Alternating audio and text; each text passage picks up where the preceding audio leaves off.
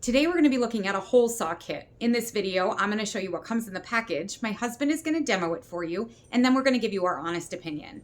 The seller did send this to us in exchange for a video. However, all of the views and opinions in this video are our own.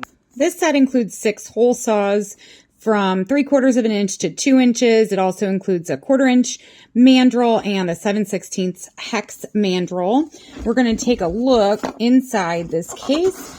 First, we have to take this off. The case is a hard shell, and it does lock, so that's really nice. And then inside, we have the little Allen key. We have the 2 mandrels here.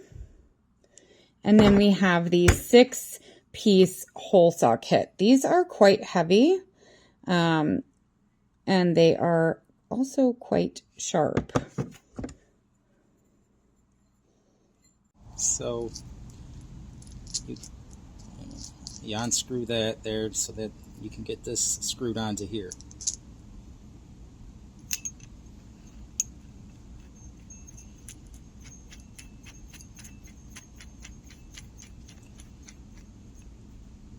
Line it up in there, and then you screw it back up into it where it sets in.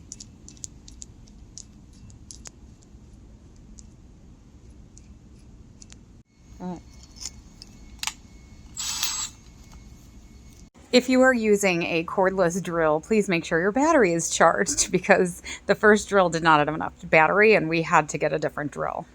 Also make sure you're applying firm, even pressure. My husband did not put enough pressure on this, so as you can see, there was some smoke. Changing the drill bit is easy. You just loosen it with the Allen key, then put the new bit in and tighten it back down with the Allen key. Make sure the flat part on the base of the drill bit is facing where the Allen key goes. To remove the piece of wood that you drilled out, you can use a screwdriver just like this.